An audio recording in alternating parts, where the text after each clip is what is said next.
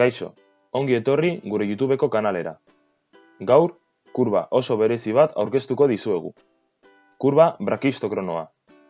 Zehazki, kurba brakistokrono bat erekiko dugu.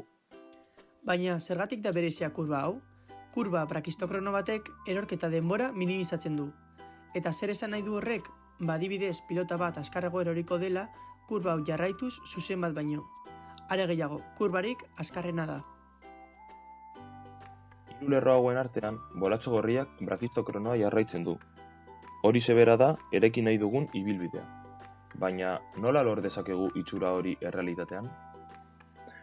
Izatez, brakistokronoa zikloide bat da, eta oso erraza da kurba hori lortzea. Lehenik, zirkulu bat zuzen batean zehar irristatu gabe errodatu behar da. Bere zirkunferentziako puntu batek brakistokrono bat deskribatuko du, irudi honetan ikus daitekeen moduan. Orain, teoria hau guztia jakinda, esperimentuaren muntaiarekin hasiko gara. Lehenik behar dugun materiala erakutsiko dizuegu. Kartoia.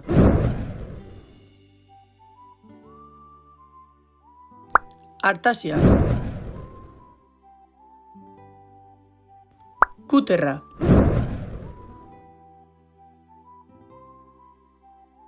Erregela. Zinta. Konpasa.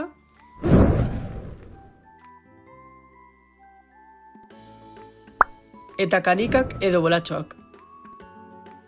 Hasteko, brakistokronoa zikloide bat denez, zirkulu bat egingo dugu. Horretarako, lehenik, kartoizko zatitxo bat moztuko dugu.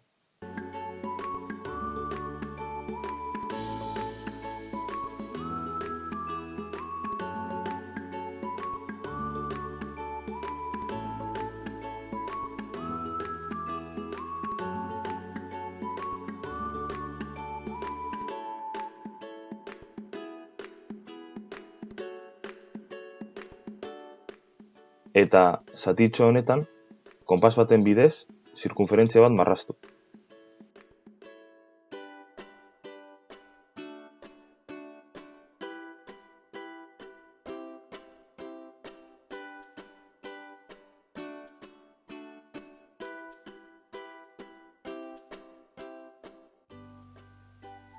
Orain, kuter baten laguntzaz, oso erraza da zirkulua moztea.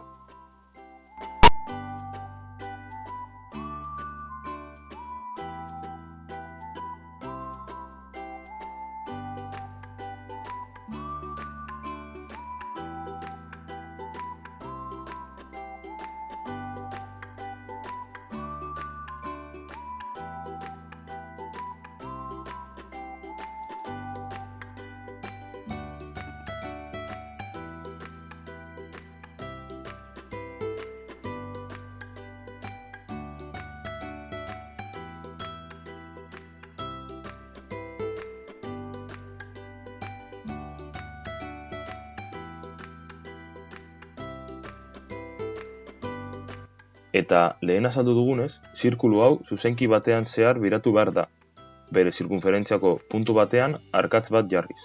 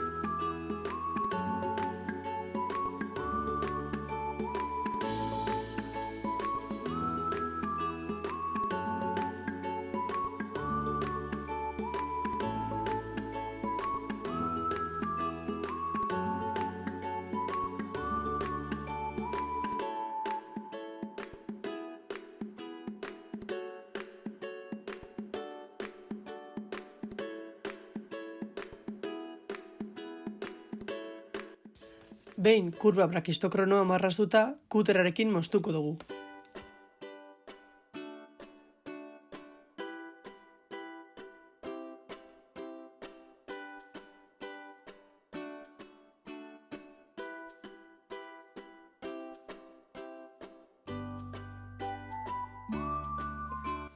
Izan ere, holako beste pieza bat behar dugu.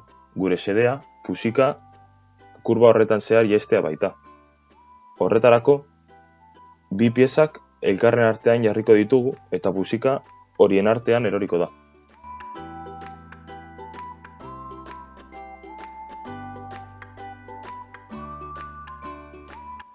Aldaparen bi zatiak sendo mantentzeko, takotxo batzuk jarriko ditugu haien artean.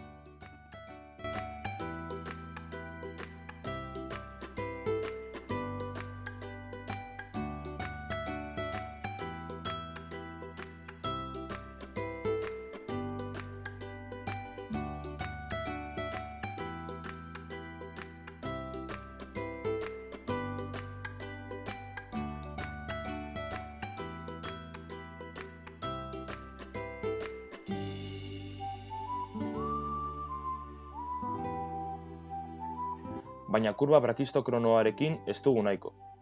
Bi aldapa gehiago eraikiko ditugu. Adibidez, zuzen bat eta asmatutako beste bat. Horrela, ikusi ahal izango dugu zein den ibilbiderik azkarrena erorketa askean doan pustarri batentzat. Hori bai, kontuz egin behar dira. 3 ibilbideek puntu berdinean hasi eta amaitu behar dutelako. Behin 3 aldapak eginda, oinarri batean itsatsiko ditugu.